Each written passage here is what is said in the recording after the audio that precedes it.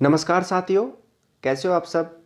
स्वागत है आप सभी का मेरे इस YouTube channel self study corner में। तो साथियों, आज की क्लास में हम राजस्थान इतिहास के पुरातात्विक स्रोत से संबंधित इम्पोर्टेंट क्वेश्चनों के बारे में बात करेंगे, जो आने वाली भर्ती रीट, पटवार, वनपाल, वनरक्षक, ग्राम सेवक व स्टेनोग्राफर के लिए काफ़ी इम्पोर्टेंट क्वेश्चन हैं।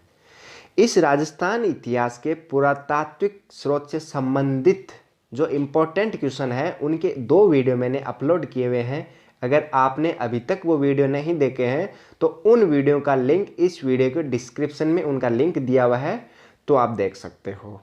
तो शुरू करते हैं आज की क्लास और देखते हैं क्या क्वेश्चन आज के।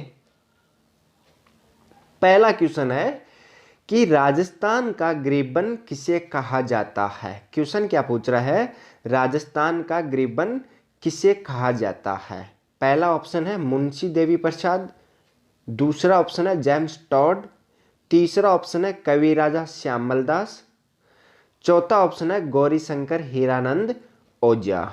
ठीक है, तो जो राजस्थान का ग्रीबन है, राजस्थान का ग्रीबन गौरीशंकर हीरानंद ओझा को कहा जाता है। किसको कहा जाता है? गौरीशंकर हीरानंद ओझा को। अब क्यों कहा जाता है गौरीशंकर हीरानंद ओझा को राजस्थान का ग्रीबन क्यों कहा जाता है? क्योंकि इन्होंने जो नैनसिरी ख्यात का संपादन और जेम्स टॉड के एनालिसिस की जो त्रुटियां हैं उन त्रुटि का परिशोधन कर हिंदी में अनुवाद किया था, इसलिए इन्हें राजस्थान का ग्रीबन कहा जाता है। ठीक है, अब गौरीशंकर हीरानंद ओझा के बारे में अपन को एक बात और ध्यान में रखनी है कि जो भारत की ब्रिटिश सरकार है, भारत की ब्रिटिश सरकार ने इन्हें महामहोपाध्याय की उपाधि धारण दी थी। ठीक है, कौन सी उपाधि? महामहोपाध्याय की। ठीक है, ये उपाधि क्यों दी थी? क्योंकि इन्होंने जो राजस्थान के देशी राज्य हैं, देशी राज्यों का भी इतिहास लिखा था, इसलिए इन्होंने भारत की जो ब्रिटिश सरकार है, तो ब्रिटिश सरकार ने इन्हें महामहोपाध्याय की उपाधि दी थी। ठीक है, अगला क्वेश्चन है कि प्राचीन काल में बीकानेर को किस नाम से जाना जाता था। ठीक है, प्राचीन काल में बीकानेर को किस नाम से जाना जाता था। ठीक है, पहला ऑप्शन है मरु प्रदेश, दूसरा ऑप्शन है मत्स्य जनपद, तीसरा ऑप्शन है राजपूताना, चौथा ऑप्शन है जांगल देश। ठीक है, तो जो प्राचीन काल में बीकानेर को जांगल देश के नाम से जाना जाता था। किस नाम से जाना जाता था?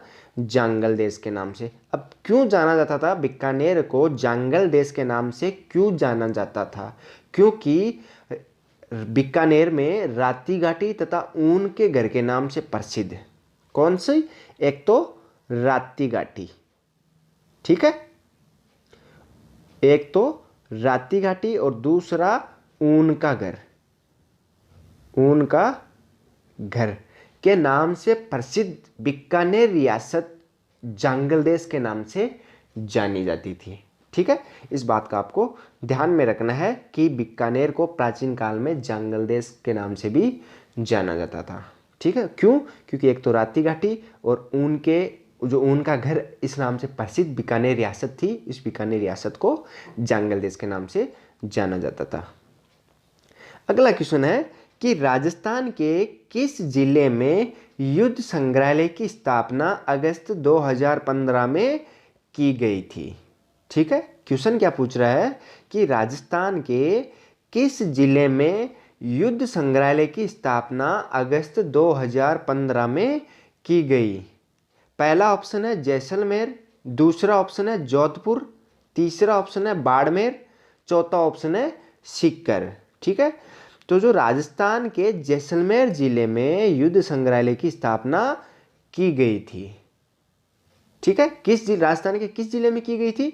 जैसलमेर जिले में युद्ध संग्रहालय की स्थापना की गई थी। कब की गई थी? यह की गई थी 24 अगस्त 2015 को।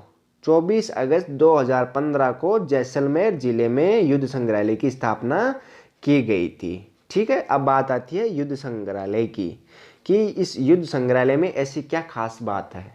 ठीक है, जब इस संग्रहालय की जो संग्रहालय है, इस संग्रहालय के परिसर में जब अपन एंटर करते हैं, परिसर में घुसते हैं तो मतलब कि इस परिसर में जो विभिन्न युद्धों में काम लिए हुए टैंक, विमान आदि जो युद्ध में काम लिए हुए हैं उनको हम मतलब देख सकते हैं, वहाँ स्थापित किए गए हैं। और इनकी जो दीवारों पे जो शहीद हुए फौजी हैं, उन फौजियों का मतलब उनके फौजियों के बारे में उनका जो कहानियाँ लिखी हुई है उनके बारे में अपन पढ़ सकते हैं। ठीक है। अगला क्वेश्चन है कि उदयपुर राज्य का पुरातन नाम था।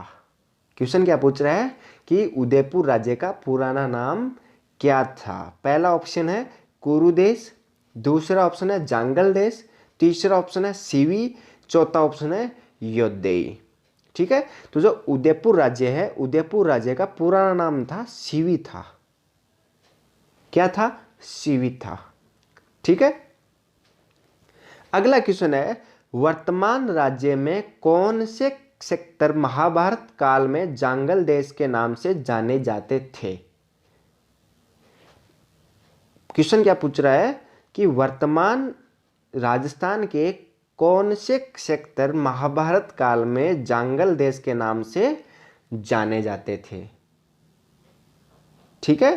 पहला ऑप्शन है बीकानेर जोधपुर, दूसरा ऑप्शन है बांसवाड़ा प्रतापगढ़, तीसरा ऑप्शन है अलवर भरतपुर, चौथा ऑप्शन है उदयपुर डूंगरपुर। ठीक है।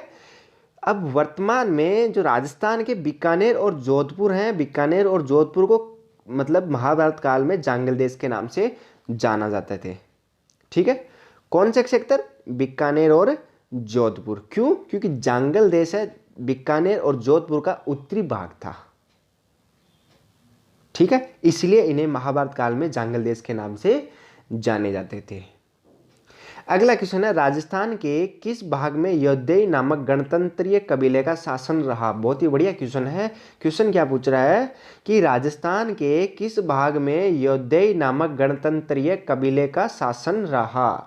पहला ऑप्शन है पश्चिमी भाग, दूसरा ऑप्शन है दक्षिणी भाग, तीसरा ऑप्शन है पूर्वी भाग, चौथा ऑप्शन है उत्तरी भाग। ठीक है। तो राजस्थान के जो उत्तरी भाग है, राजस्थान का जो उत्तरी भाग है, उत्तरी भाग में योद्धेई नामक गणतंत्रीय कबीले का शासन रहा था। ठीक है। अब योद्धेई नामक है, योद्धेई जनजाति निवास करती है गंगानगर और हनुमानगढ़, जो राजस्थान के उत्तरी भाग में स्थित है। ठीक है। तो एक बात का आपको ध्यान में रखना है कि योद्धेई जनजाति कहाँ निवास करती है? गंगानगर और हनुमानगढ़, जो राजस्थान के उत्तरी भाग में स्थित है। ठीक है।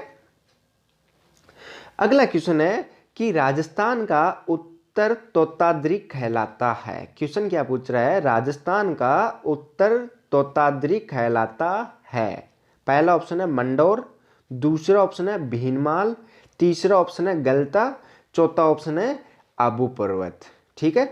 जो राजस्थान का जो उत्तर तोताद्री है, उत्तर तोताद्री गलता कहलाता है, जो अभी जयपुर में है। ठीक है। अब क्यों कहा जाता है, यानी गलता को राजस्थान का उत्तर तोताद्री क्यों कहा जाता है? ठीक है। इसके बारे में अपन थोड़ी जानकारी जान लेते हैं। क्यों कहा जाता है? क्योंकि जयपुर के बनारस एवं मंकी वैली उपनाम से प्रसिद्ध गलता को उत्तर तोताद्री यानी कि रामानुज संप्रदाय के दक्षिण भाग के तोताद्री मठ की तरह है। जो गलता है, गलता रामानुज संप्रदाय के दक्षिण भाग के जो तोताद्री मठ है उसकी तरह है, इसलिए इसे राजस्थान का उत्तर तोताद्री कहा जाता है। अगला क्वेश्चन है कि प्राचीन काल में राजस्थान का वह सेक्टर जो जम्बुक रण कहलाता था। ठीक है।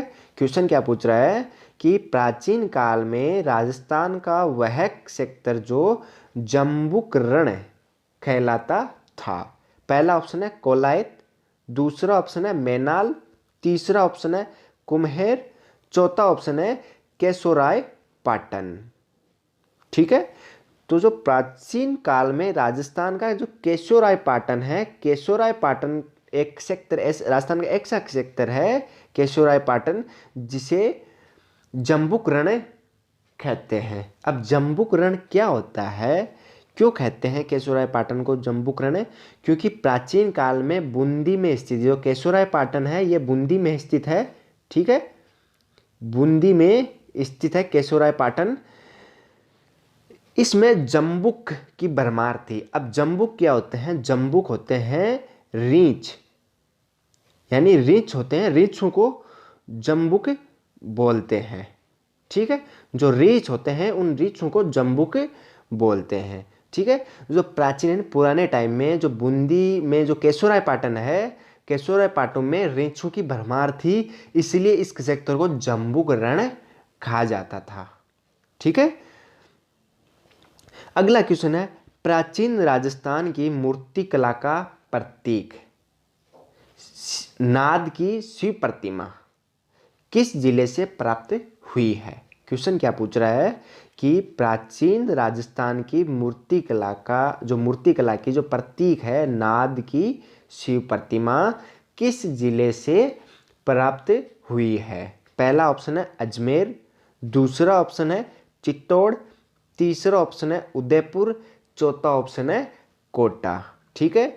जो प्राचीन राजस्थान की जो मूर्ति कला की प्रतीक थी जो नाद की शिव प्रतिमा, यह राजस्थान के अजमेर जिले से प्राप्त हुई है, ठीक है। किस जिले से प्राप्त हुई है? अजमेर जिले से। कौन सी मूर्ति कला का प्रतीक है? नाद की शिव प्रतिमा, ठीक है।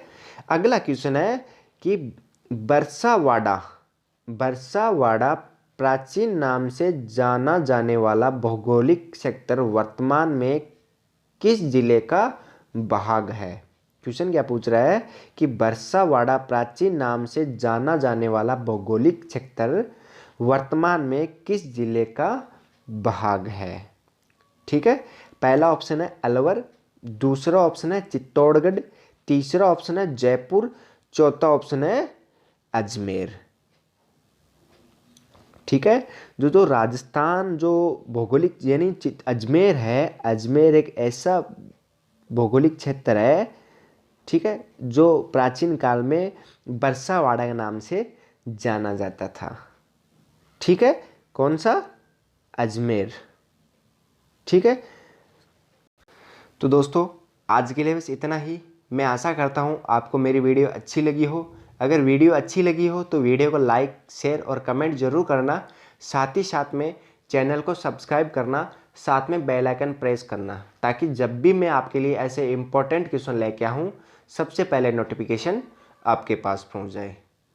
तो दोस्तों मिलते हैं अगले वीडियो में, तब तक के लिए जय हिंद, वंदे मातरम।